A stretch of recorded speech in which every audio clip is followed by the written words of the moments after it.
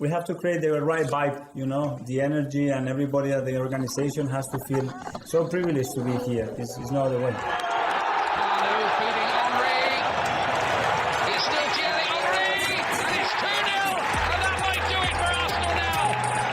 Thanks for listening to the Purely Arsenal podcast. Please follow us on Twitter at Purely Arsenal FP for all the latest Arsenal podcasts. Welcome to another edition of a Purely Arsenal sit-down podcast. We're back and we're here to discuss a 3-1 thumping of Liverpool at Arsenal, their second defeat of the season. They said the first one was unjustified, asked for replays. They weren't asking for any replays from this one, Neil. There would have been no point. The score flattered them anyway. I'm here with my regular Neil Shah. How you doing, Neil? I'm good, Jack. I'm good. I mean, just sitting back in my armchair watching you tweet away, having a lovely exchange with all your Liverpool fans. It's great. I mean, I've got the Liverpool fans. You've always got a fan base that you have a group of friends that have. You're like, oh, I need to win. My brother has it with Tottenham. Obviously, where we live is a bit more of a Tottenham infested area, and and he seems to have that. So I can tell he's super. He doesn't even want to watch those games. But he knows he's going to get a lot of grief.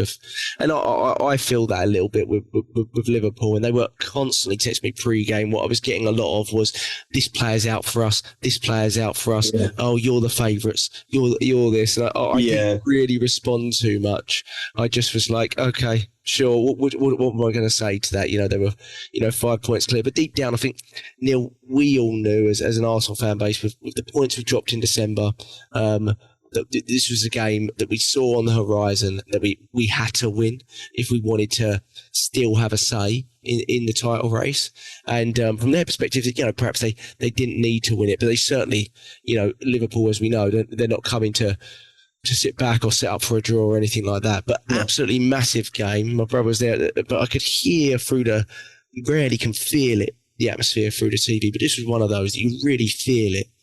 Just before we go over some of the sort of post-game analysis and things like that, and then get into our analysis of the game, Neil, overview after the result, when we fight, your third went in, Trossard scored, that sort of sense of relief. Even though they were down to 10 men at that point, I was dreading the last 7 or 8 minutes, to be honest. And when Trossard scored, I just had this huge weight lifted off my shoulders. But Neil, what's your overriding sort of thoughts and feelings? You're back 2 points behind. I guess it's 3 points of City win their game in hand, but we're right amongst it again.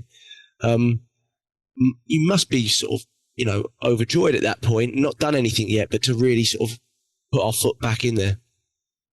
Oh, well, of course, it would have been 8 points, which I think, even with my optimism, is a bridge too far. It really was. It feels, and it is, a monumental gap when you're looking at teams like City and Liverpool and the way they play and the runs they can put together, the momentum that they start to form. And I think 8 points would have been way too far. Even a draw, I think, would have been again. I think it's just too big a gap, especially with City then at that point having 2 games in hand. I thought, no, it has to be a win, and thankfully that's how it transpired. And now, I'm just calling it 3 points because I think you can bet your bottom dollar that City will most likely win their final game in hand. So 3 points behind them, which is a loss, isn't it? It's all it is. It's a loss. I think the other thing we got to focus on now we're back in the thick of it, we just focus on and think about our games and what we do. It's very easy to get caught up in what the other 2 teams are doing and who they're going to play and where they're going to drop points. And at the end of the day, that's all great, but I think we need to just focus on us. And, as you just said before we press the record button, coming back from the break, that's 3 wins in a row. We've got a little bit of momentum behind us, 10 goals, 2 conceded. I don't think we can ask for more, especially the run that we had before that. It was awful, wasn't it? After getting dumped out of the FA Cup and just things went wrong after Christmas. We were top at Christmas, weren't we? And then look what happened. It was awful. Yeah. I think at one point, if I might be wrong, but I think we had a chance to go for 4 or 5 clear. I think if I've got that right. And then all of a sudden, we're finding us looking at the 5-point gap, and it was so important. It was just so important to have that traction or regain that traction. And I think every game is difficult, Jack. If you look at the next few fixtures, they're winnable. They are winnable. If you play anything like that, they're definitely winnable. Right. So hopefully we could have a good spell in the next 4 to 5 weeks. And then obviously we've got Champions League to contend with as well. But I mean, I would have bitten your arm off for this to be in this position at this stage. So yeah, it's good for me, I think. Yeah, post Dubai, I mean, there was this block of sort of 3. I don't usually look at blocks of fixtures, but there was certainly a block of sort of 3 fixtures leading up to this one. And you felt you had to win those first 2, which we did to make this one a really significant game, where both sides knew that a result either way would sort of change maybe the proceedings a little bit. And I thought we really went out showing that we just wanted to win it more. We wanted to win it more from the start. I thought we were the dominant team from start to finish, really. I mean, the data bears that out. The data says it was a 3.7 to 0.4 game. So basically what it says was the score did flatter them. It was more of a 4-0 game than a 3-1 game, to be honest. And I think that's true, really, when you look at the big chances. I think we had 4 big chances that we created in the game, which we'll get to. And you've never seen, I mean, this is a Liverpool team. I think they're the best attacking unit so far this season in the league. They've broken records recently against teams like Newcastle and Chelsea for the amount of shots on goal and things like that and creation. And we limited them to 1 shot on target from 30 yards. And it wasn't the goal they scored from, because the goal they scored from was an own goal. And but other than that, it was what they always do, which is shots from distance, but shots from distance that really didn't trouble us at all, really. It's funny, we did the same to City. We limited them, didn't we, as well? Yeah, and the weird thing with City is they had 4 total shots as opposed to Liverpool's 10. But what we always know about Liverpool, I said this again when they played against Man United at home as well. I think someone said, wow, they had like 34 shots. And I went, yeah, but if you watch them, they are a shoot-on-sight team. They literally, anywhere around the box, Klopp just tells them to shoot. It doesn't matter if even the shot is on. Just whack it and get a shot off. And his belief there is kind of like volume. Something will bounce off of someone to somewhere. I don't find that particularly attractive to watch. City are more like us. They won't take the shot unless it's a perfect opportunity. It could be a bit frustrating from a fan's perspective, but they play in that sort of way, not the sort of chaos way. So I find that quite interesting. But no, like I thought it was a fantastic performance. Obviously, before we sort of analyse like how we set up, there's always this narrative that comes after the game. I found it very funny, and I knew it was going to be this case. You did too. We knew what the narrative was going to be. That they were going to look at Arsenal and sort of blame the post game jubilee celebrations and things like that, which was, as far as I'm concerned, extremely mild. Like I mean, it was. I don't know what you're expecting from sort of a last minute goal to seal it in terms of the third one against the team that's currently top of the league, with us, competing right up there. Completely natural reaction. I want to get your thoughts on it. My 2 thoughts. I don't really want to go into the details on the pundits that do it. I do think it's a really good way to eradicate who's a serious pundit and who's not, though. If pundits are going to evaluate this game where we've got all this data to go on, that we've limited this team that's never been limited all season really to so little in front of goal, and their analysis is, well, I think Arteta's over-celebrating and so are the players, and they're getting a bit ahead of themselves. I think it's just such poor analysis. So I think it's a really good way to just go, these are idiots, and we don't need to listen to those people anymore because they're just doing it. And I also think, I definitely think they're doing it for effect. I definitely think they know that Arsenal fans are the biggest on social media, and they're going to get baited into sort of reacting to it. And we do react to it. Even I react to it. Of course we do. But I do think the worst part of it, and there's obviously, I've always believed there's sort of an anti-Arsenal agenda in the media anyway. And I think the reason that's sort of mellowed out in recent years is because we've not been as good. As soon as we get to the level again, it all comes flooding back, just like it did in the years where we were competing with United under Arsene Wenger and things like that.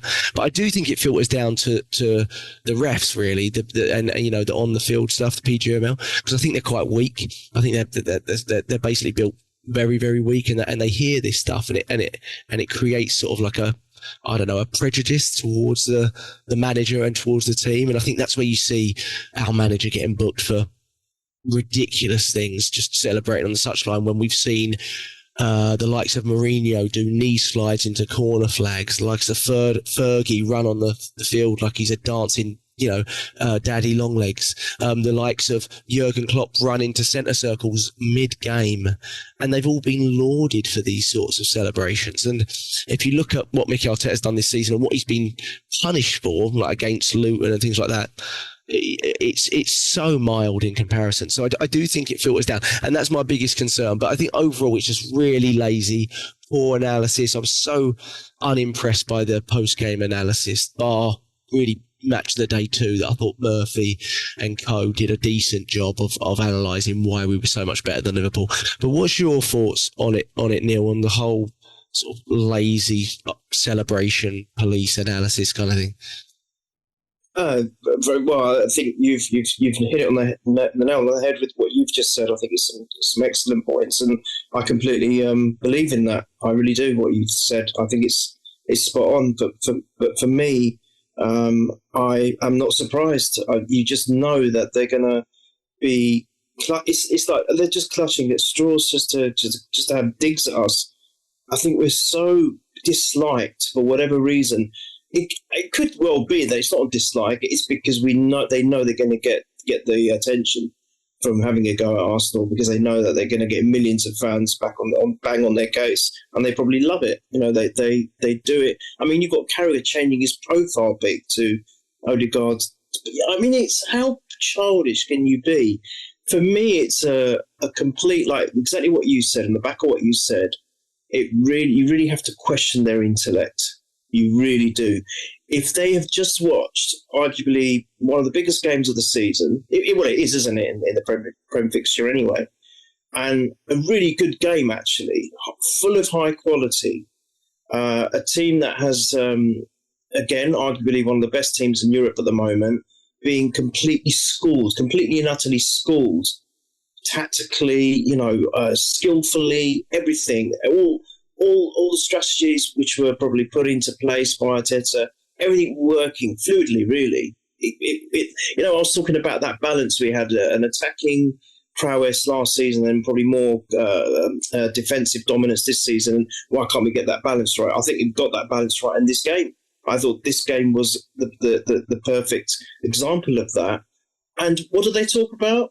Why is Odegaard taking a picture of the cameraman? Why is Arteta doing this, and why are they celebrating like they've just won the league? They've just got 3 points. Yeah, and Gary Neville says, well, they're probably celebrating a bit more because of the fact that they didn't drop 3 points and more than they won it, and they're only 2 points. And I'm like, what are you talking about?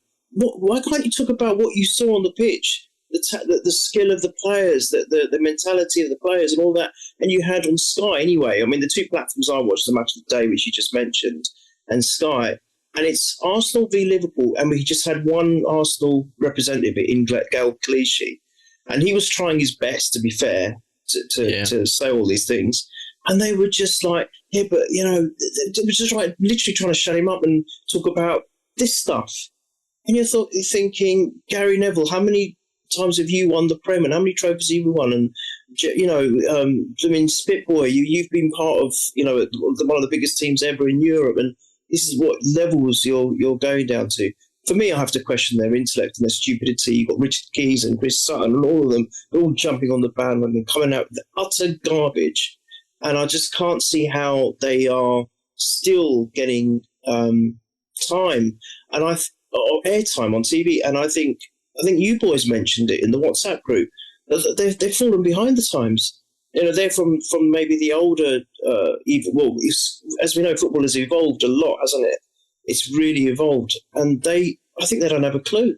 They really don't have a clue with how it's changed, and they're still talking about rubbish like this. It's farcical. To be honest now, I find it funny. I just laugh at it. And if we're giving the attention, great, because fine, we're the ones in the spotlight. Wonderful. Yeah, when Roy Keane is the voice of reason when it comes to Arsenal, that says it all, doesn't it, really? It says it all. You're watching going, well, Roy Keane is the voice of reason, the guy that grew up throughout his career hating Arsenal because we were his biggest rival. He knew that, for anything to be won in his era, he'd have to overcome us. And he is the voice of reason here saying, hold on a second, this is maybe we should sort of analyse the game a little bit. But they're not allowed to because the two Beavis and Butthead blokes are going to go at each other and come. They're just looking for they're just trying to bait people. I think I don't truly think they believe it because I don't think Carragher and Neville are that unintelligent deep down. So I think they are baiting, to be honest. So that's why I don't want to give it too much time. But I do find it hilarious that before the game, I kind of saw a little flippets before the game, and it was Arsenal, if they've got to win it to stay in it. And then once we won it, they went, well, actually, I think it's better for Man City. Let's talk about that. And I went, well, that's not what you're here to do. Tomorrow night, Man City play. You can talk about how they've benefited from it then when they win their game, which they did. But that night, what people are tuning in for is I want an analysis on how this team has dominated a team that's not been dominated all season, really, and limited them to so few shots. Let's be honest, in 2 games, really. At Anfield, they were relatively limited too, other than a couple. And how have they done it against Manchester City as well? That's what it really should have been about. And that was unfortunate that it wasn't. But from our perspective, we're here to provide that sort of proper objective analysis, of course, like we always do. But it was really interesting, wasn't it? I mean, we started... Jesus was out, and I think we'll come back to that. I have some concerns about that over the longevity. He had swelling on his knee last week, and from my perspective, swelling on the knee, the way he mentioned it kind of made it sound like it was within the knee joint.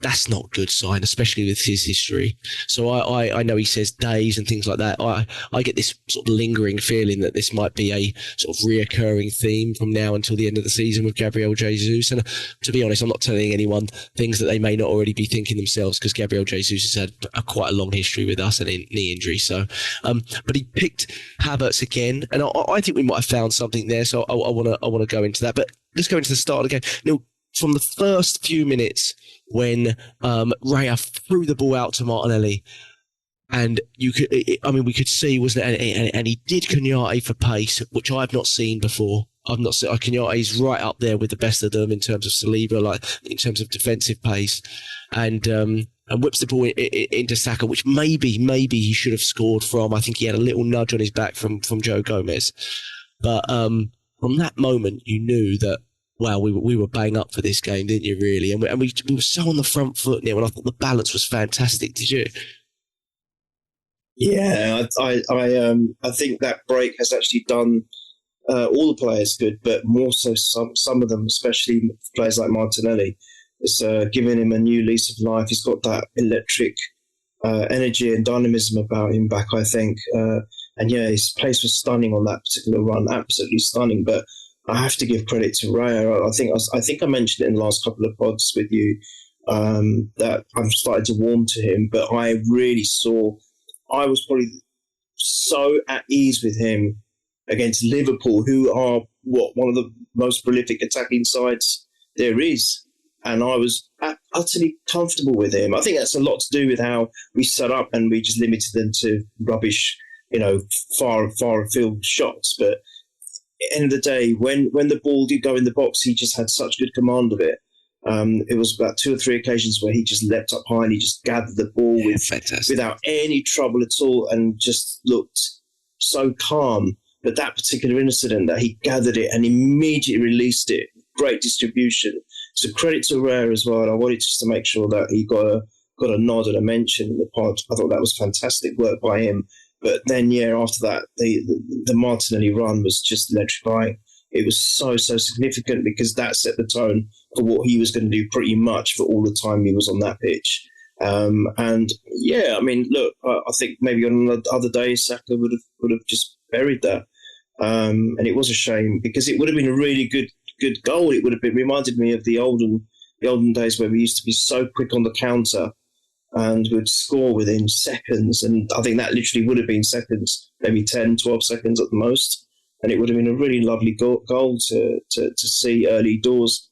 And Martinelli has a habit of being involved or scoring early goals against Liverpool, isn't he? It's it's become a bit of a habit with him. I always think that Klopp is so jealous of us having Martinelli. He's always liked him. I think he's always wanted him secretly. And I just thought that set the tone for the rest of the game. And I think it just made Liverpool, or the defence certainly, think, oh God, we're in for a bit of a busy day today. So it was great. Just that one moment was a great start for me. And I thought, yeah, we're in this. Let's just do it. Let's go. And that was really a knock-on effect from what we saw in the first game on the return against Palace when Raya released Jesus and into Trossard, and that goal, and Arteta went crazy, didn't he? And you could tell he was super happy about that transition. And ever since then, we've really seen this desire from Raya to get the ball early and get it out early. And really, we've become, I think after that Palace game, we did an analysis on it, and we said we are so ready to be more of a transitional team from back to front. We've got the players in Martinelli and Saka at wide to do it at pace, and we don't do it enough. That's what we were talking about. And then there you see it again, like 2 or 3 times in this game, in a really big game, and it really hurts them. And you're right. I mean, Martinelli, I mean, to be honest, Trent Alexander-Arnold must absolutely hate playing against us in these games, because I know he had a bit of joy against us at Anfield, but generally speaking, Martinelli absolutely rinses the guy. He was off at 60 minutes again. I can't see how that was tactical, to be honest. They needed a goal at that point. I think he might have come off at 2-1 or 1-1, but it wasn't really a reason to bring him off. But yeah, he was fantastic, Martinelli. He was relentless the whole game. I mean, I could see he was disappointed when we took him off, but he literally ran his socks off for 65, 70 minutes. So yeah, I thought, from that moment, I was like, wow, we're going for them. We're going at them. And I think we won the ball 8 times in their defensive third. And that's what it felt like in the first half. It felt like a culmination of them just not being able to get out, us winning the ball really, really high up. But funny enough, the goal, which came on 12 or 13 minutes, what a move, Neil, for the goal. I mean, I didn't realise until I watched it back how good a move that was. I just saw Odegaard to Havertz and went crazy, But when you watch it back, Neil, it's an amazing front-to-back goal, and we've played entirely through their press, which is amazing, because they are really, really effective at pressing, aren't they?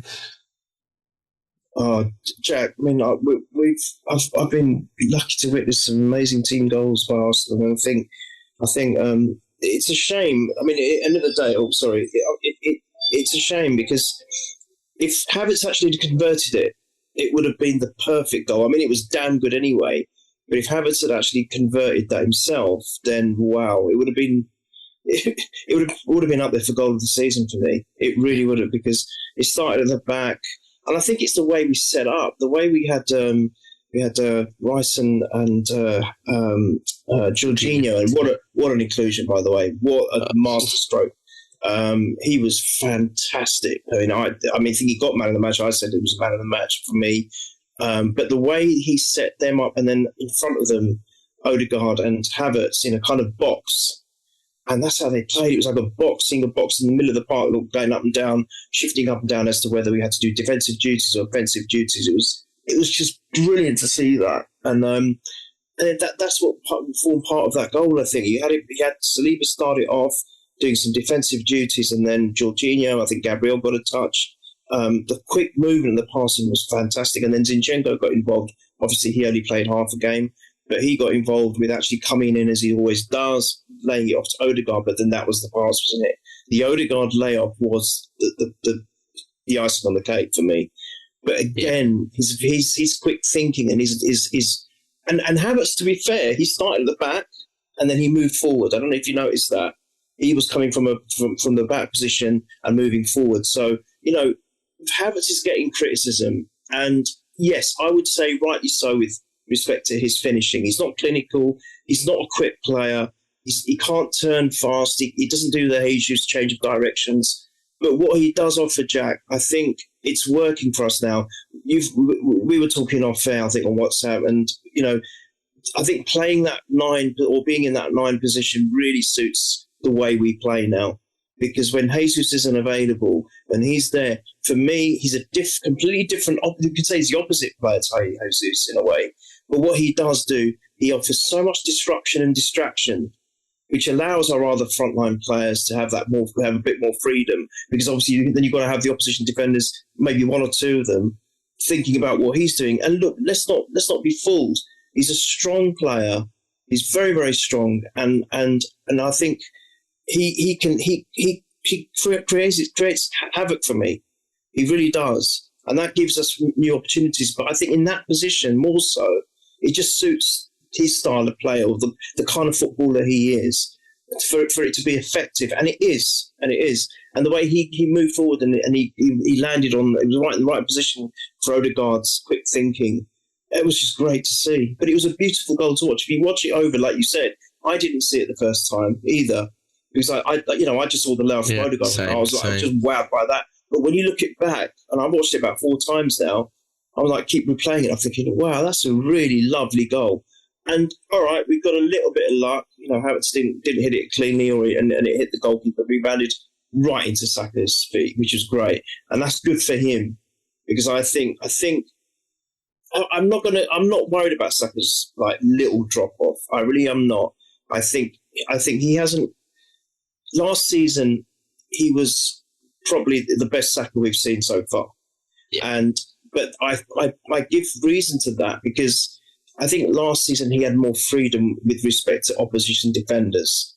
This season, at the tail end of last season, teams have come to realise that you need to put 2 or 3 defenders on him, either kick him off the park or just stifle him and suffocate him. So I don't think it's necessarily anything Saka's lack of or drop off from him. I think he's just finding it harder because of how the opposition teams are tending to set up to play against him. But the other thing from that is he's reached such a high level. Even a 5 or a 10% drop off is quite significant, and maybe that's what's happened. I don't have any concerns with that, Jack. I think he'll be fine. I think we'll start seeing, when he's given the freedom, we'll start seeing the Saka that we all know and love from last season.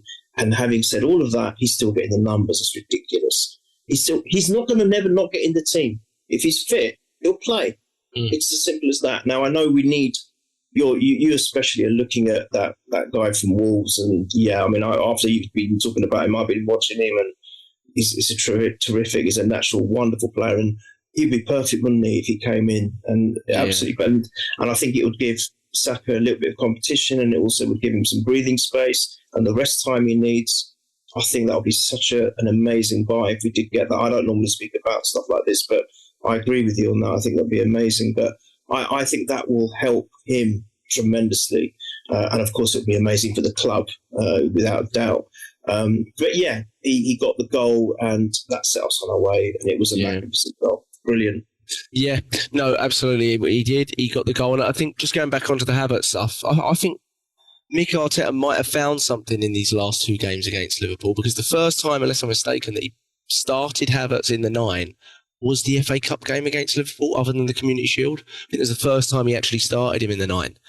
And before that, in all the big games, he'd either not started Havertz or started him at the 8. And I made the argument before this game to my brother, who's a big Havertz fan. I said, we can't start Havertz in the 8 because we've never actually won a big game with him at the 8. And he made the argument that we beat Man United. And I said, yes, but against Man United, he gave the ball away for Rashford's goal and then got subbed off. And then we scored the 2 goals later on when he wasn't on the pitch. I don't really count that, to be honest. We won it without him being in the 8, as far as I'm concerned. And my argument for a few weeks has been, every time I watch Havertz at the 9, he's just a nuisance to the other team. But at the 8, I think he's a nuisance to our own build-up play. And that was the way I was kind of mimicking it. And it's not really offensive to him. He just looks natural, more natural at the 9. And let's be honest, when people moan, I know his finishing's poor. And they go, well, we can't play him at the 9 because his finishing is poor. Well, Jesus' finishing is poor. So there's no different there. What we're looking for is, and what I think the FA Cup game actually proved to us, was what does he do to our players that are really the difference makers? Does he make them switch on? Does he open up opportunities for them? And what we saw in the FA Cup game, which was maybe even more dominant over 45 minutes than this one, was that he does. There was huge opportunities against Liverpool in that FA Cup game. I know we lost 2-0, but we were by far the better team for the first 60 minutes of that game. And people forget that, and I got all Liverpool fans going, oh, no, we're always in control, blah, blah, blah. And I went, no, this game was very, very similar in terms of dominance, especially from an early on standpoint. I know they came back into it second half in the FA Cup. So I think we don't have that striker that's going to, finish things, one chance, out of one or whatever. And we don't have that. So what we're looking for is when Jesus is out, can we get the most out of our difference makers in our wide players? And I think so far, in all the big games, Community Shield, the two games against Liverpool, he's proven that. And Arteta hopefully sits there and goes, well, if he's doing it in the biggest games from the 9, then that's got to be the way forward for him, And I think we've got question marks over Jesus' fitness, and I hope personally that this game sort of set a reminder to Mikel Arteta, who got it spot on, that Kai Havertz is possibly a better option in the 9, and it opens up more options at midfield for the likes of Jorginho to play more, for the likes of Smith Rowe to play more, and it kind of, in that sense, thickens the squad, I think, because he says we're so thin, well, that's a way you thicken the squad without buying anyone, and I think that's a really good opportunity. And like you, I thought he just was frustrating for the centre-backs. They always had to think about where he was. He's physical. He's 6'5". He gets stuck into him. He fights for every ball. And unlike Jesus, who can sometimes fights for everything, Jesus, but he can sometimes get eaten up by centre-backs too, because he's not got that stature, and he drops into midfield a bit. Havertz is a bit more like your sort of post-up striker, and it kind of mimics a lot of things that maybe like a Giroud used to, or someone like that. And I think it might even be someone that can really challenge Gabriel Jesus at the 9, to be honest. Possibly, if he continues to use him in that way.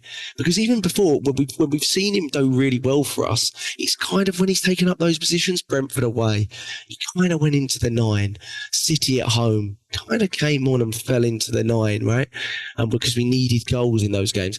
So I think we really might have found something there. And I thought I was actually really impressed with how we produced from that. And I think, like you said on Saka, he's doing the numbers, isn't he?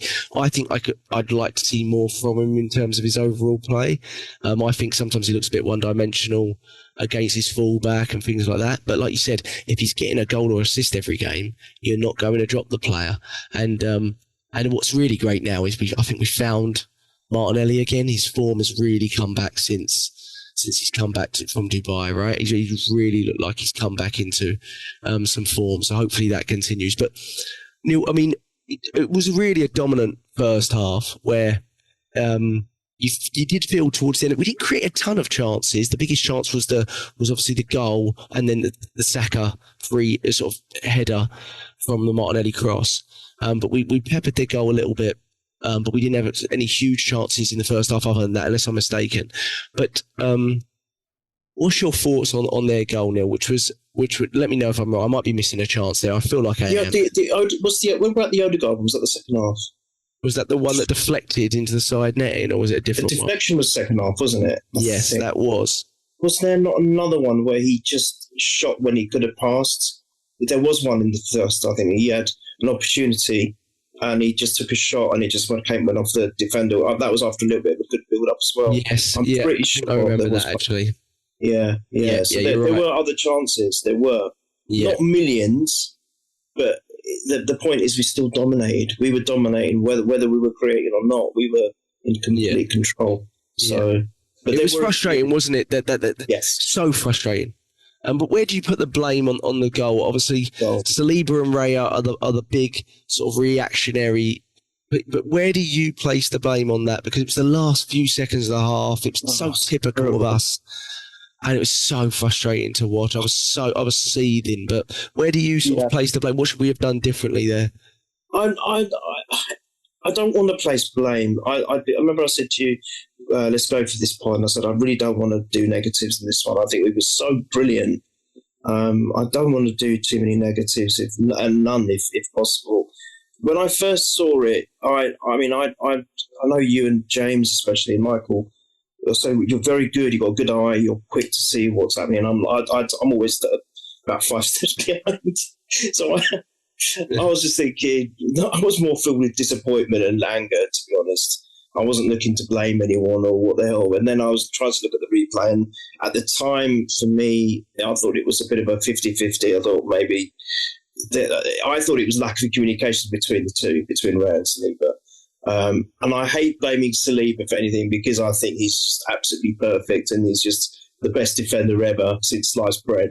And I don't want to ever blame him for anything. So there were so many biases in my book. And even Raya I didn't want to blame. So I thought, I'm actually warming to him now.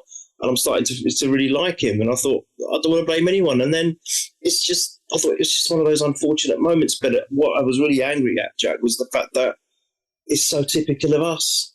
We dominate games how many times? And this is over the years. This is even when, the Wenger sort of like the falling, going downhill a little bit during his period where even then we used to dominate games and then it was something stupid we would do, some lapse in defence. And, you guys have said it. It's like, it's not as if the opposition are like constantly peppering the goal and one's coming.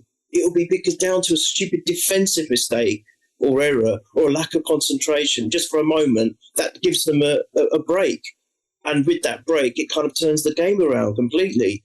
And that's what was in the forefront of my mind, that I've not seen a more dominant display from us, especially against Liverpool, for a long, long time. I suppose it was a bit like, the game at Anfield last year, where we dominated them for almost the whole half, and then then they got back into the game. We were 2-0 up in that game, yes, and it reminded me. I thought, you're doing it again. Do you know what? I'm going to say this quickly. Sorry, digressing. The last few times we played Liverpool, I think thankfully things worked out in this game, and for me it justified and it vindicated the fact that I believe we're a better team than them, Jack. I really do, because over the last few games that we played against them, I think we've been the better team. We've just whether it's been a mental thing where we've allowed them to come back from 2-0 down, or we've not been clinical with our finishing. But other than that, I think we are the better team. We've outplayed them, and that's consistent over the last few games for me. Now, if I'm wrong, fine, I'm wrong, but that's the way I see it. So that's what was more disappointing. I thought, we've done everything. We've done everything almost perfectly in this half. And when I look back at the replay, I couldn't believe it. I thought actually Diaz actually scored it as a result of the mistake. He didn't. He hit it backwards. The ball was going away from the goal. It hits Gabriel's hand and goes back in. It's like a rebound. So I thought, well, can I blame them? Well, maybe.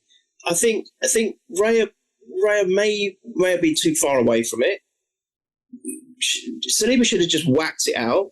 Yeah. Just good old fashioned. I've got the ball at my feet. I mean, there's a danger here. I don't know if Raya's too far away or if he's going to be quick enough to see that I'm trying to shield the ball from the player. He should have just whacked it out. I think he should. That's for me. It would have been the simplest way of dealing with it. But he didn't, and I think there may have been a lack of communication. But I don't know. The stadium was so loud; you can hear it from the TV. I've been there the days where it's just been so loud, and sometimes do the players can they actually hear each other because of the noise? But I think Saliba actually should have just whacked it out, and Raya was too far to get it. But whoever's at fault, end of the day, it's academic. But I think it was just a really free goal. From what I've seen, you look at the replay, it's crazy that Diaz is actually pushing it away from the goal and it's his hand. I mean, what are the chances of that? I mean, all right, if then it didn't go in, it would have been given a handball anyway, I would have thought. Probably. That's what I said as well, So fair play, but weird. But it was such a shame because I think we all at half-time thought, they're going to come out now, that's it. That's it. Sorry to No, go. Yeah, no, that's it. I agree with you. There was a little argument from some people in the stands that said it was so windy that they felt that balls were getting. We'll talk about that with the Van Dijk mistake. That the ball specifically down that end was kind of getting held up on it wasn't running as cleanly. Because when I rewatch it back after a couple of times of rewatching it back, I went, well, what's Saliba's intention here? And I think his intention is to allow it to run through to the goalkeeper. The problem there with that is that there's not really the pace on the ball for it to do that. So I kind of understand why Raya hesitated to a degree. I do agree, though, when it got kind of beyond him, Raya needed to be a bit more assertive one way or the other, and he kind of was stuck in between two minds. So I think that's where he takes a little bit of the blame. But ultimately, I do think it's one where Saliba should just be like, well, no definitive action here, 5 seconds left in the half, just ping it into the stands and reset. They probably don't even take the throw in at that point. But, and that's what's super frustrating I think, and if you look, it's always easy to tell from the reaction of the players. You could tell Saliba felt, there was no real moment of Saliba going, "What were you doing there, Ray?" It was like, no, I kind of felt that. So I think Ray, like you said, had a portion of it, but it did feel like it was a little bit. But again, Saliba was fantastic, and the reaction from him was terrific. And when you look at what the other two centre backs did on the other side, in big games like this, errors do get forced upon. It just happens, really, and that's the way it is. But yeah, what did you feel at halftime? Because it felt like a sucker punch to me. It felt very much like this is very predictable here. What's going to happen? I knew I was going to see a different Liverpool in the second half, like we did in the FA Cup game, and I think to a certain degree we did see that until we adapted and adjusted. And actually, that first 5 minutes, I don't know about you, but that first 5 minutes of the second half, well, I'm sure we were all texting going, writing's on the wall here, big time. This is a completely different game now, because I think they had a chance early in the second half.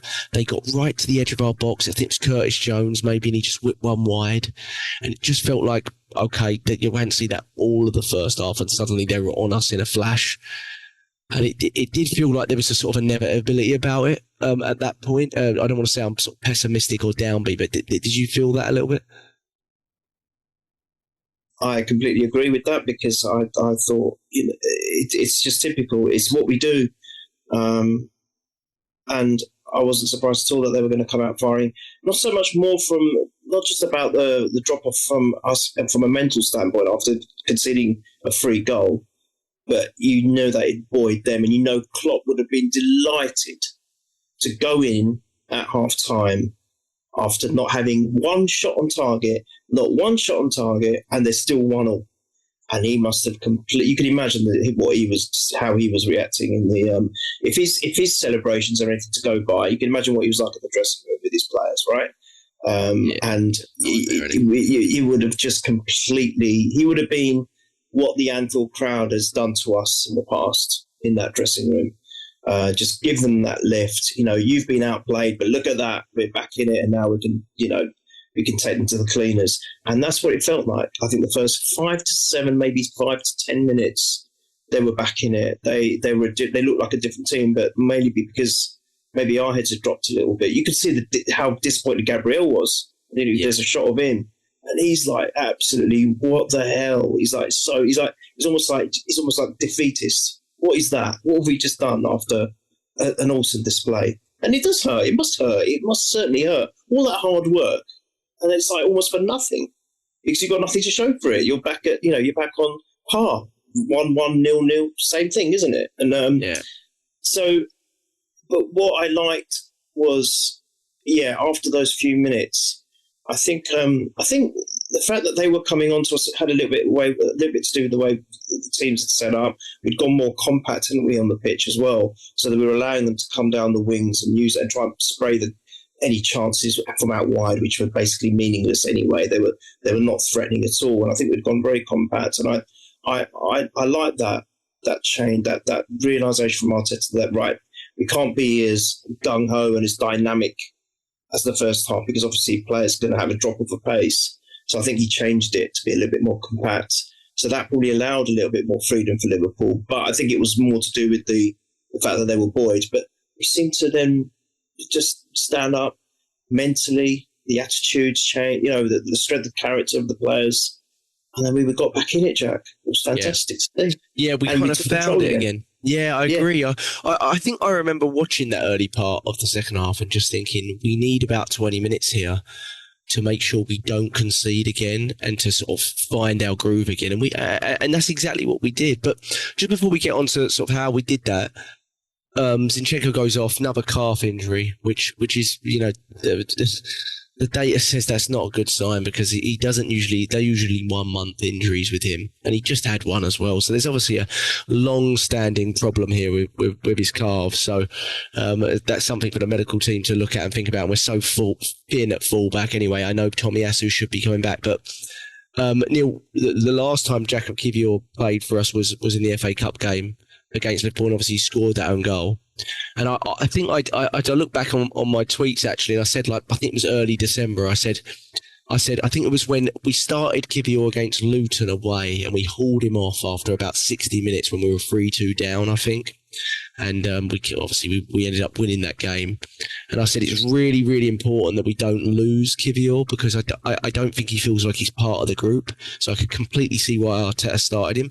But I also hadn't really seen Kivior had a convincing game at left back yet. And when I saw the substitution and we were 1-1 and knowing we needed a goal and knowing deep down that can't be a tactical thing, it has to be a force thing. I have to say I was pretty. I didn't have a lot of confidence, to be honest. But I thought he did really well, Neil. I thought Kivior came on. He did really well. He handled whatever they gave it to him down the right wing, and they must have changed out 3 players on that side in the second half from who they initially had to Harvey Elliott to switching players. Núñez was coming over to that side. And I thought maybe, again, like the Havertz thing, where I feel like we found him in the 9, I think maybe we may have found a player there that can do something. Because let's be honest, he's not a left back. It's not an easy role to play in the Arsenal team. It's not a traditional role at all. So we're really trying to teach him this role. And maybe, Neil, maybe we found him because there's no doubt, like I tweeted in early December, I said there is no doubt we're going to need him because there is absolutely no chance Tomiyasu and Zinchenko make it through this Christmas period unscathed. And they've both had about 2 injuries since then each. So what did you feel about his overall performance? Obviously, he missed a great header as well, we'll get to, but overall, I thought it was a really solid ball. I felt confident when he had the ball. I felt confident when he went into his one-on-ones and his duels. I was quietly impressed. He looked like a player that's been playing for us for a long time, completely at home, and against the most prolific attacking team in the league.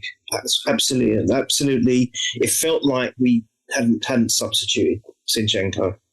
So I think that's the best way to describe it. Because to be fair, since Zinchenko, the last few games, I think he's coming back to what he used to be, and then now obviously again another injury by the looks of it.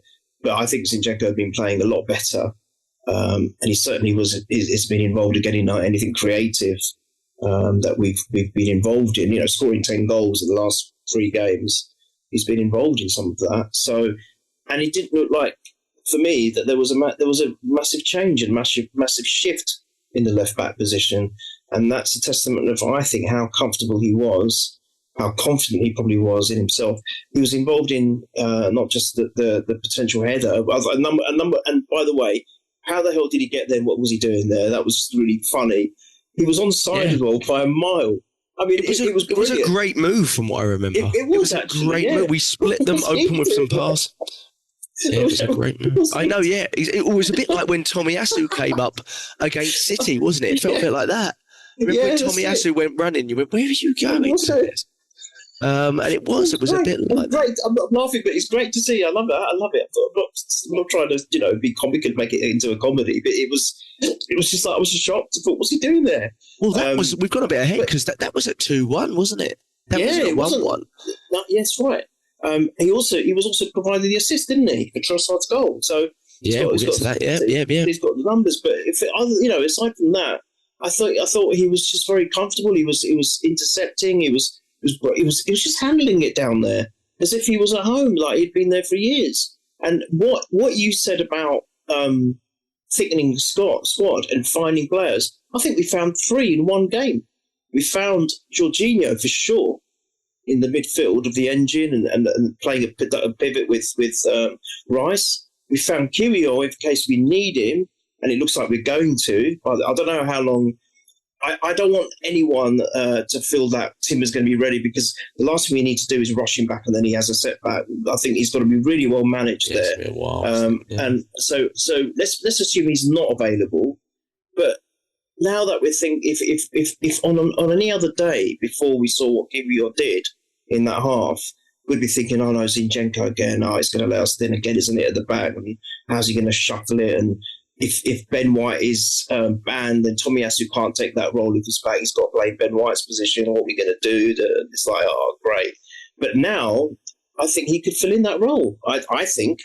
Well, he's going to have to start, isn't he? He's going to have to start in the next game against West Ham. It's doubly important. So we found him. We found that Jorginho can play in that role and done it so well with Rice.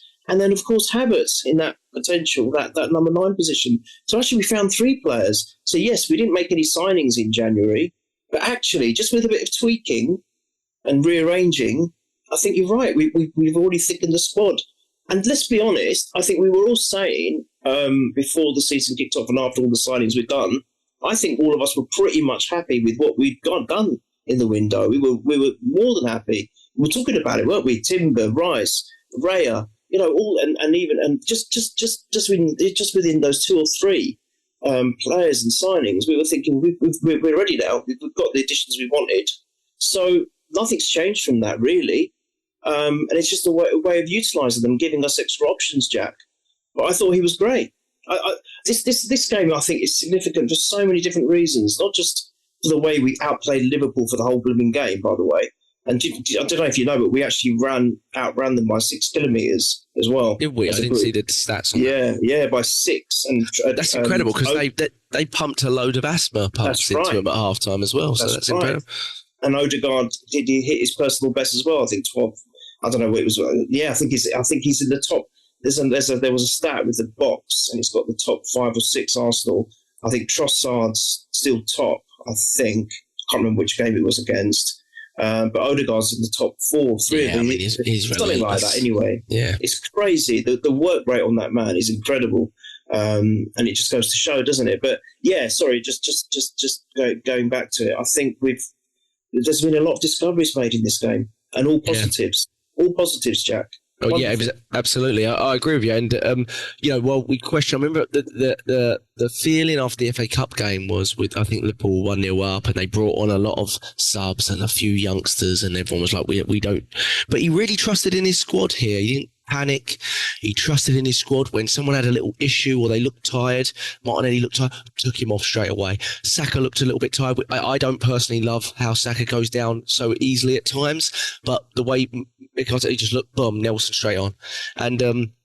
And that's good. That's good. That's showing, in comparison to last season, he's having a little bit more trust within the group, and he's not losing these players as such. I know Smith Rowe didn't feature in this one, but he started the last one, so he's showing some more faith. Where I don't think Smith Rowe would have started a game like that at this time last season, put it that way. And so that was really good. But yeah, we found ourselves a little bit after that 5-10 minutes sort of. Where they, I wouldn't say that we were under the cosh or anything, but they definitely looked like they were a different attacking threat. We found our play again. And he mentioned that, didn't he, Mikel Arteta? He said, we noticed they'd done something different at half time. They'd added someone into the midfield. They'd added an extra player or something. And he said, and it took us a second to adjust. And he went, but once we adjusted, we found our rhythm again. And I was like, there's obviously more detail to that, but that was quite interesting for him to sort of talk a little bit on the tactical side of things. But Neil, the goal, the second, it's route one. But I think a lot of the credit has to go down to, I know people say, well, look at the error from Alisson and Van Dijk, and I don't know why I got Fabian Barthez Arsenal 3-1 against Man United in 01-02 flashbacks when that second goal happened. I don't know if you must remember where Henry kind of waves at him, taps it on his head, shot over the head, and then Barthez makes a second mistake as well, which Alisson proceeded to do again, kind of thing in this one, and that was also 3-1 that game. I have to say, when I was watching it, I was like, wow, it's kind of making me think of, and it was Barthez obviously was made more errors than Alisson and Van Dijk, but it was kind of uncharacteristic of Man United at that time to make those kind of errors. So it's really interesting. But I think a lot of the credit, I think it's quite a good ball from Gabriel, but a lot of the credit probably has to go to Martinelli for enforcing that, because he really goes, it's not a foul, but he really goes into Van Dijk, doesn't he? And Van Dijk isn't easy to sway or knock off the ball. But they completely it's beautiful, Neil. They have a complete mix-up. It's so beautiful. It's lovely to see. Because all I've been receiving all week from Liverpool fans is how Saliba's been dodgy. He's not as good as we think he is. And in this game, Van Dijk had 2 screw-ups. Kenyate's got sent off. Alisson's fumbled everything. And I'm like, that's just music to my ears now. But I do think Martinelli deserves maybe more credit than he's getting for creating the opening. Yeah, definitely, because if he's not there up there, then it doesn't happen, does it? He's putting himself in the right place. He's giving the defenders a nightmare. He really is. They're aware of, and if you look at Van Dijk's face and his eyes, he's not really looking at the ball. He's more concerned of the positional play of Martinelli, and I think that's because he was rattled by him, absolutely rattled by him. He's more thinking, where is he? Where is he? I've got to make sure. A little bit like what Saliba was doing. He was shielding the ball from the player, and I think that's what Van Dijk was trying to do. And fully expecting that his goalkeeper is going to collect it. It's very similar in a weird way, although a different mechanic to the Raya and Saliba one. And I think he's expecting his goalkeeper to collect. So he's more worried about, right, I'm going to keep Martinelli away because I know he's just full of pace and he's electric. And if you look at the size difference between them, he's just like, a giant and a small person. If you look at them, there's people saying, oh yeah, but he was fouled or nudged. I'm like, what are you talking about? Look at the size difference between the two of them. It's and there's nothing wrong with that. That's just shoulder to shoulder. Yeah, it's shoulder to shoulder. There's absolutely nothing wrong with that. But they can make a complete mess of it.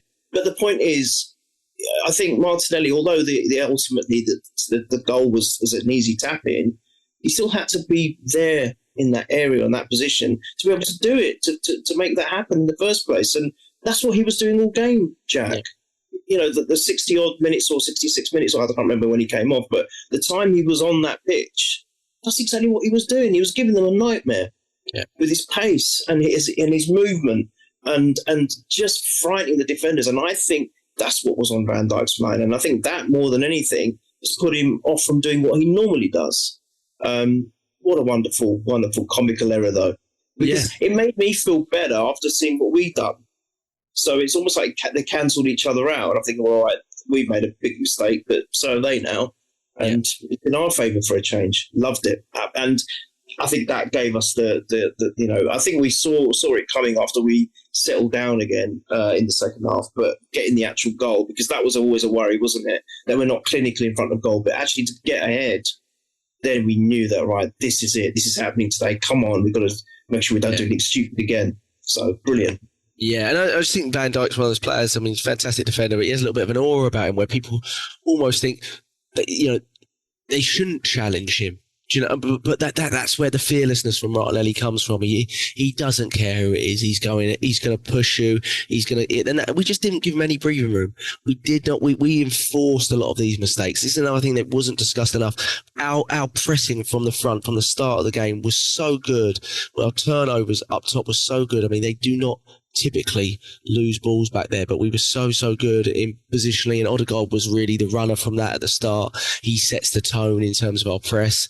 I thought he was fantastic again. 2 big chances created. The Havertz one, which he should put away. The Kirill header, which he should put away. I mean, I think he's 7th in the league for big chances created this season, but he's only got 2 assists.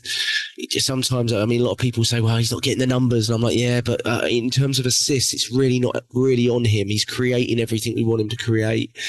Sometimes I feel a little bit, people, if it was Mesut Ozil in his prime when Giroud was up there, we'd be, there'd be compilations of it about how we should be finishing his chances.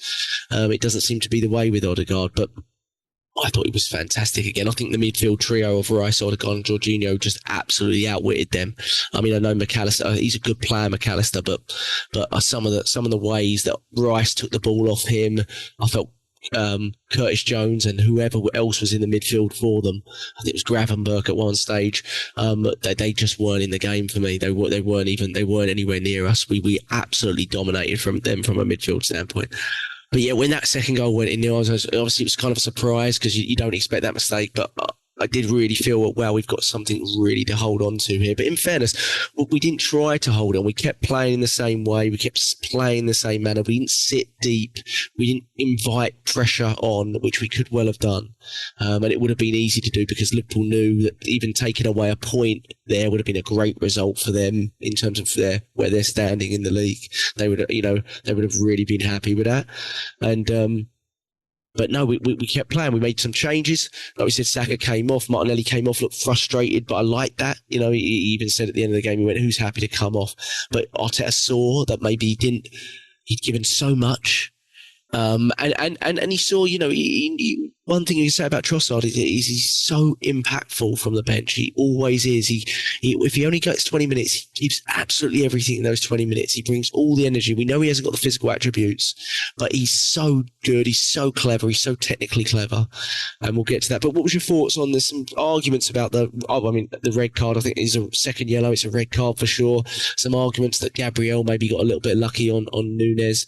I have to rewatch it because I don't recall the first booking on Gabriel. But from throughout the game, whilst I don't think the ref was particularly bad, I do feel, once again, especially early on, that it was far easier for us to get bookings than it was for them to get bookings. And I felt this at Anfield too.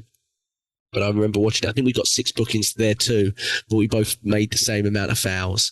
And I don't think this was a particularly dirty game, but it was a sending off on Kenyatta, right? There was no sort of question about that, really. I mean, he kind of closed him off. Havertz maybe made a little bit of a meal of it, but I thought it was a second yellow. I didn't really think there was anything to complain about, did you? No, it was a sending off. I mean, end of the day, he was on a yellow and there was no choice. Even the pundits, as rubbish as they've been, even they admitted that. Normally they would find any excuse to go against what any decision that goes our way. They'll try and counter it, but no, they said no. They were debating that the first tackle that he made probably was harsh, but I didn't think so. I thought they were both yellows. I'm not trying to be biased. I just think they were, because we would get yellows for less.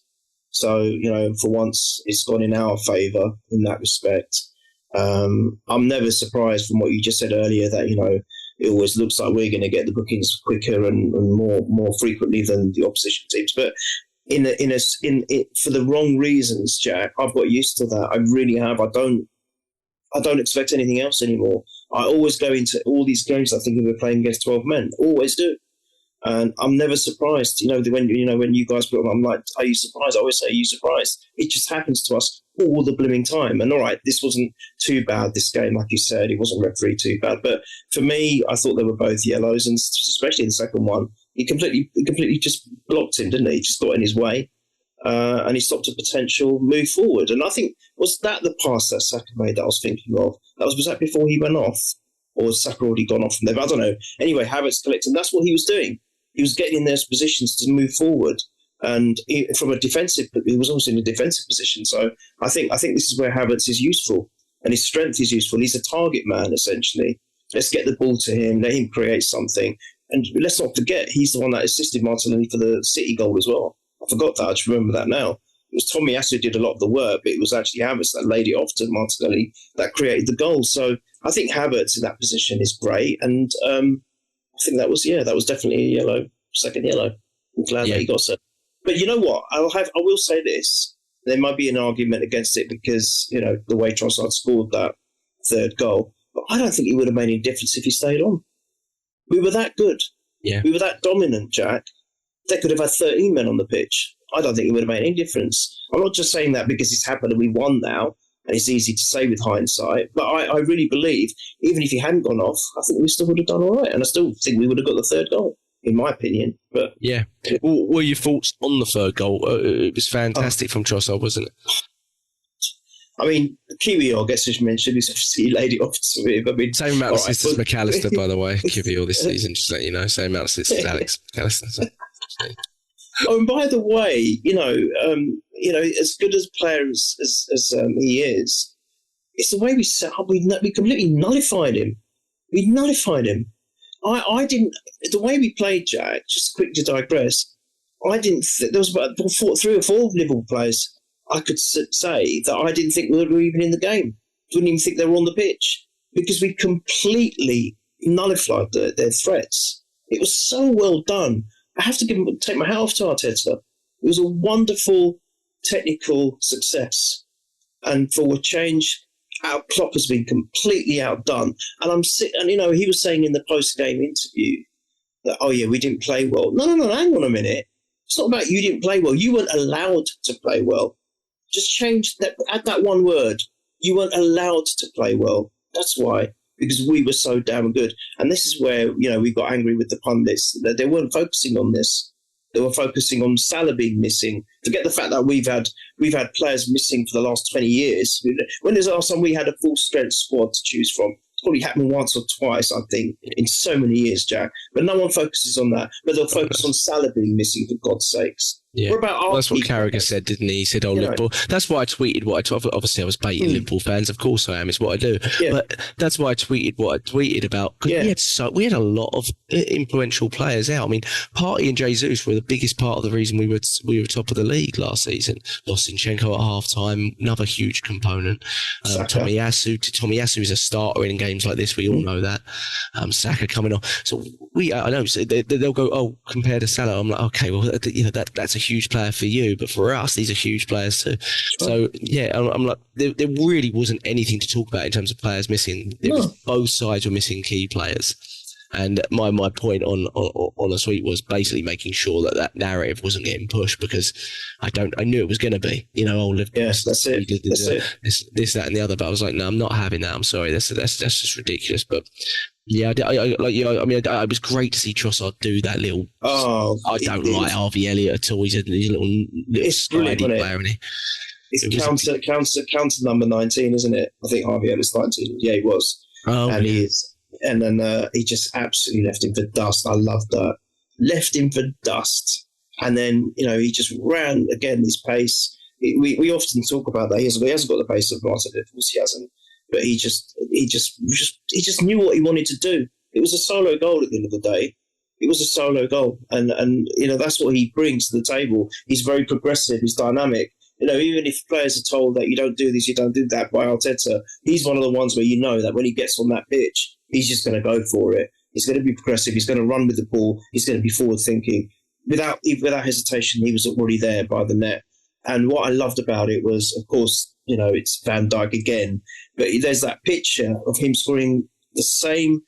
If you look at them, they're identical. Even Van Dijk's position and his position when he's making the shot, executing the shot, are identical. He's just in a Brighton shirt and an Arsenal shirt. Someone tweeted it and I was like, wow, that is ridiculous. But what's the chances of that happening? It's 1 in a million, with both the defender and the attacker in exactly the same pose. It's incredible. Van Dijk again, beautiful. Twice now in one game. Yeah, absolutely brilliant. Fantastic to see that. And, it was a great finish. And, he did get credited, didn't he, with the goal? I'm sure he did. I've not seen anything now, because it does look like it may be sneaking wide. But again, usually those should still get given to him, because it's very difficult to prove that. Yeah. It wasn't obvious.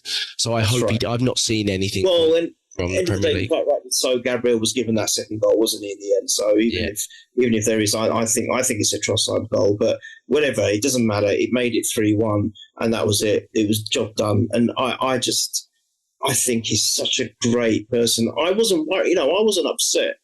Martinelli had played literally a flawless game, but I wasn't upset because I love Trossard as well, and I know what he can bring to the table. So I wasn't too disappointed when he made that substitution, Jack. And again, easy to say with hindsight, but it was productive. It was the right call.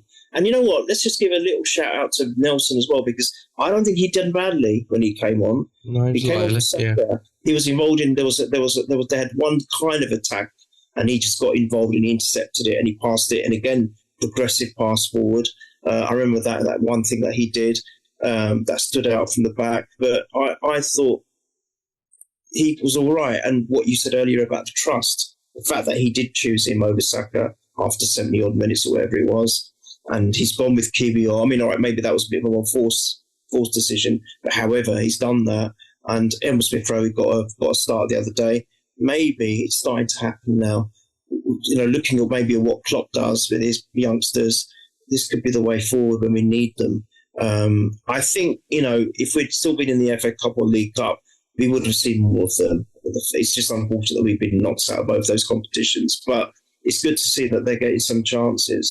And with the Champions League now on the horizon, he's going to have to, Jack. We can't play at these levels on both those competitions because, let's be honest, we're in the thick of it now, again, for the title chase. So we're going to have to, keep the momentum up and keep our best players as we can. But we also, so far, have done very well in the Champions League.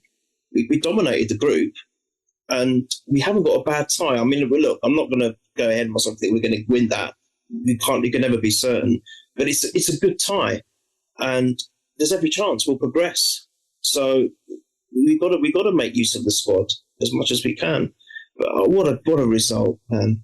What a result. Fantastic. But when that third one went in, it was, I mean, we all felt it, didn't we? We all felt this sense of, oh, wow, that's it now. That they're not coming back from that. They barely had a shot on target at that point. 10 men. You knew it was kind of done at that point. You could enjoy the last sort of, and it's not often you can enjoy moments in these games until they're over. So, but yeah, it was great. It was direct from Trossard. He saw he didn't really have any options. No one grip was catching him, and he if you don't shoot, you don't score. And sometimes I feel like we should do that a little bit more. Is sort of take the shot off rather than looking for the perfect opportunity. Because you don't know what's going to happen, and it obviously is a little bit of a deflection, but it's fantastic from Trossard, and he makes the impact that he wants to when he comes off the bench. That's 7 goals, 2 assists for Trossard in just over 1,000 minutes this season. I mean, his goal per game or his goal assist per game ratio, I think, is the best out of all of our front players. And last season it was pretty flipping good as well. So, I mean, you can't really ask much more from him. He's the exact type of impact player you want. Do I ever think he will be a permanent starter in the Arsenal team? Not necessarily, but he's still really, really valuable squad member. And I think, he's on right at the play. Now we're looking to buy players that are going to be starters. But him, Jorginho, they have real value, I think, in the squad. And they're going to be huge, especially, like you said, when 2 games a week come up. Really, really big. But yeah, overall fantastic. I just want to talk about a couple of players before we're done. I mean, all the centre-backs get talked about in these games, right? Many people say these are the best, sort of 3 of the best 4 centre-backs, but probably this one standout one that didn't make an error in the game. I know he scored an own goal, but it didn't really, was Gabriel. I thought he was fantastic, in the game. He doesn't really get the plaudits that the other 3 get, that Saliba and Van Dijk and Kenyatta get. I thought he was really good. He's such a warrior, Gabriel. He wins everything. It doesn't matter who comes on. Núñez, Gakpo again. We've played Gakpo 2 or 3 times this season. He had 24 touches in this game. I mean, he's non-existent when... And what was great as well from our centre-backs was Jota is always a thorn in our side. But again, I felt like Jota wasn't in the game at all. Did you recognise Diego Jota? Didn't recognise him at all. And the amount of times he's come to the Emirates or it's been at Anfield and he's been the difference maker. And in this game, I mean, he barely had a kick. I'm having a little quick look now, but yeah, he had 37 touches, but I didn't really recognise much at all from him. So that was really fantastic. And I thought Ben White was really good. I was very frustrated with his booking. I felt we were taking a little bit too long on the throw-ins. I don't think it's time wasting. It's tactical. We know it's not time wasting. My frustration is I know the other way around. The ref's not giving that because at 1-1, Alisson's time wasting quite a lot with the ball at his feet, and he doesn't do anything. He doesn't warn him. He doesn't do anything. But I do think we were taking too much time on the throw-ins, and I'm not really sure of the tactic there. I get it for corners. It makes sense, trying to make sure you unsettle them and stuff like that. I'm not really sure of the tactic for every throw-in waiting 20, 30 seconds. I saw it coming, Jack. I mean, there was 3. We all did, yeah. 3 of them, I thought, oh no, he's going to get booked. And then he did it with the free kick. And then I thought, to be honest, I saw it coming. I wasn't surprised. I was annoyed, but I wasn't surprised. Yeah. It was happening. No, I'm the same. I think it's a bit weird. It was. And then talking about Gabriel, I just think he's the perfect force for Saliba. They're so different, but they work so well together. Gabriel wears his heart on his sleeve. You can see it, the way he's always emotional with his face. He's always, it's just the perfect fall for Saliba. I think I've likened them again in the previous pod where I used to love watching Vieira and Petit play. They were so perfectly attuned for each other. Separately they were different, but as together as a pair, they were perfect. They would mop up each other after each other. If one made a mistake, the other one would be there. I see the same thing in Saliba and Gabriel. Gabriel and Saliba are just the perfect defensive pairing. I'm still going to say that they're the best in the Prem together. I don't think there's a better defensive pairing. We can talk about Liverpool, etc., but I think they're just magnificent. And it does go unrecognised, I think, what Gabriel does, but I don't mind that. He's out of the spotlight, he's out of the radar. It reminds me a little bit of what Gilberto used to do for us. He was magnificent. I think people never really realised how good he was because he was coming off the back of such an amazing side. We were the impeccable side that we were full of stars, superstars, in fact. And he was this player that came in and we're like, oh, okay, who's he? But when you look at what he's done, if you look at some reels and you see what he was doing, he was magnificent. And I think that's how I like it because Gabriel's not really getting the spotlight, as you said. You've got other players that are more so. but it's good. Let him Yeah. be almost the unsung hero. And I thought White was good. I thought White made some good contributions. He was putting. I think he's getting back to his old self again as well. White's another one. I'm sorry I didn't mention him earlier, but last couple of games he's starting to get more involved again. And he was devastating with Saka and Odegaard in those triangles last season. I want to see a bit more of that actually, but I think he's starting to come back to that. And I don't think he did much wrong apart from obviously the stupid booking. I don't think he did put a foot wrong really. I don't think anyone did, apart from our goal, which was a bit calamitous, but. Right. There wasn't much else, and like you said, Jota. That's what I was saying earlier. There's 3 or 4 Liverpool players. I didn't even think about them being on the pitch because we were so good at what we were doing. Yeah. That sums it up. Yeah, no, exactly. And I agree. And I thought they were both good. Frustrated because obviously we're going to lose Ben White for the next game and we're very short of fullback. So we've lost Ben White and we've lost Zinchenko probably for the next game against West Ham. And they are obviously very dangerous on the wings and, caused us trouble already this season because they beat us in the cup and beat us at home as well. So it's going to be a tough one. You're going to have Kivior up against Kudus and things like that. And hopefully Tomiyasu's fit and back to come in at right back because I don't see another option. We're going to have to play both of them. So that's going to be a very big change to the back four. You don't usually want to make too many changes back there, but that's going to be a big change to the back four. But I don't see how we've got any other choice. But we'll see as it comes closer to that game. But yeah, Neil, ultimately, just a perfect performance, really. Perfect performance, perfect win. Doesn't mean necessarily anything, but we're definitely, like you said, you're back in the thick of it. It's exactly what we couldn't have asked for any more since we've returned from the break, and now we have to go from here. But just we don't not touching on the game too much. But what's your predictions? We've got West Ham on Sunday, 2 p.m. kickoff. Away, hard game. We know what they're like. They've got some really good players, West Ham, and they've been a difficult team for us to go up against this season. We've struggled. So, what's your thoughts? We're obviously going to have to make some changes as well. Squad is looking a little bit thin, right? Jesus is probably still going to be out. Zinchenko, like I said, Tomiyasu hopefully back. What's your thoughts? What's your score prediction? I think we go with how this game went with the players we've got.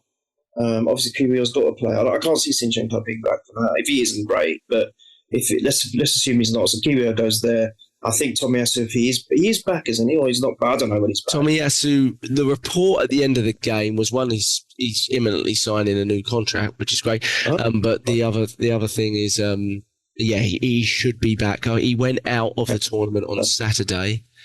I can't see any reason why he wouldn't be back in training by latest Tuesday.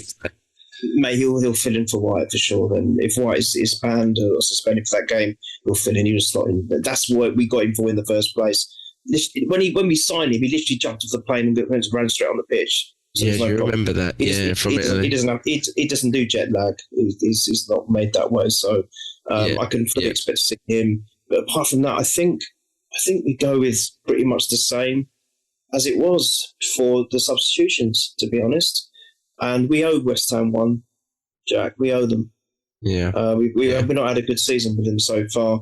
I know it's away. It's always going to be a little bit harder. But our away, we tend to be all right away on the majority of the times. We've improved. The last 2 seasons, we've definitely improved our record away from home. And I fully expect us to... I actually think we will win. I think the momentum after that game... And the last 3 games, forget those, forget just the last game. I think the momentum is with us. I think the players have sensed something again. And what I love about this, Jack, is one thing I didn't even realise until just now, the way we have won this game against Liverpool, I think we did it a little bit earlier in the season than last season, weren't we? We played them at home. Yes, we played them first. Right, yeah, 3-2, exactly. yeah. But now we're doing it more later, more of the more important stage of the season to give us that burst of momentum. I think the pacing this season is different with us. We started so quick off the bat last season, and then we kind of fell away. I think we haven't started as fast this season, and now hopefully the spike will go in our favour. We'll go upwards rather than downwards. So I think we'll win, and I think we'll win. I think it'll be. I'm going for 2-0. 2-0 to us. 2-0 to us, and I actually want him to bag a goal, although he's not clinical. I'm going to say Havertz 2-0. Nice. I think he'll start. No, I don't think even if Jesus is back, I think he'll start Havertz at 9. I think he probably has earned the start, to be honest. So, and I think even if he's back, I think it seems like something's going to have to be managed. So it strikes me as Havertz is now the alternate option. Which again, in the summer, my argument when we bought Havertz was if we brought him in as an alternate 9 option, which clearly wasn't the initial intention because that's not what we played him as. But we would have the ability to sell Balogun and Eddie and basically cut up at break even, because I think we would have probably broken even on that. We got 35 million for Balogun.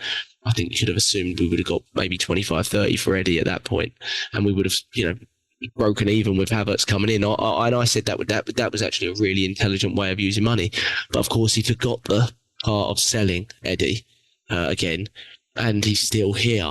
So that's the frustrating part. But I do think, crazy enough, I mean, it's good to have players in the squad, but I think he's one that's surplus to requirements, Eddie, to be honest. And you saw, he didn't come on at all in this game, Eddie. I know we might use him, and we've used him a fair amount this season, but the travesty is that Eddie's probably played, I think he's only played 100 minutes less than Gabriel Jesus this season.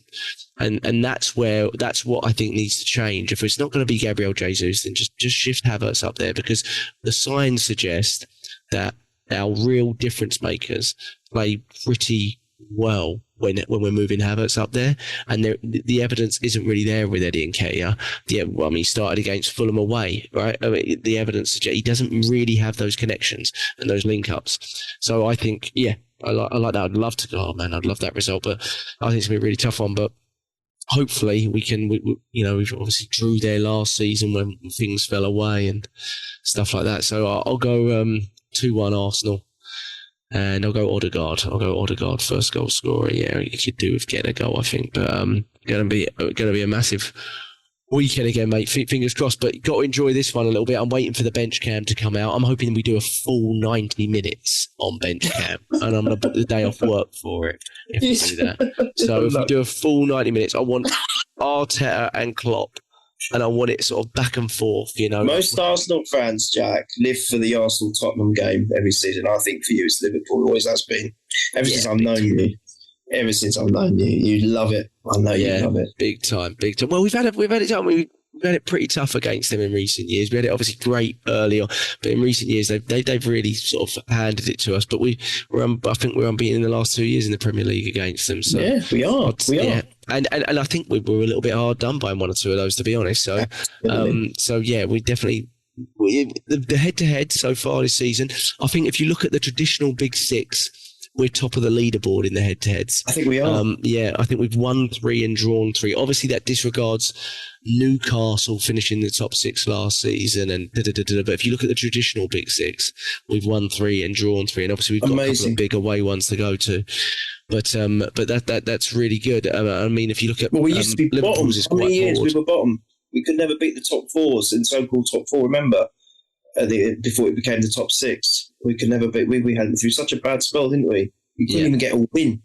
Yeah, we got one draw now and again, maybe against Chelsea, the odd draw in there. Man United used to thump us, Liverpool, Chelsea, all of them used to thump us. Ridiculous. And Arteta's, he's really learned how to set us up for the big ones, isn't he? Really. And I think that's a really good sign, with hopefully some big ones still to come. But yeah, I think it's a really good sign. But fantastic win for Arsenal. We should enjoy it. Enjoy all the little clips. Arsenal clearly lapping it up on the old Twitter feeds with the little post-game, celebrations and little things like that. Do it, because like Ian Wright said, you celebrate more these parts. I thought, exactly. Enjoy it. You've got to enjoy these parts of games. It's not over the top.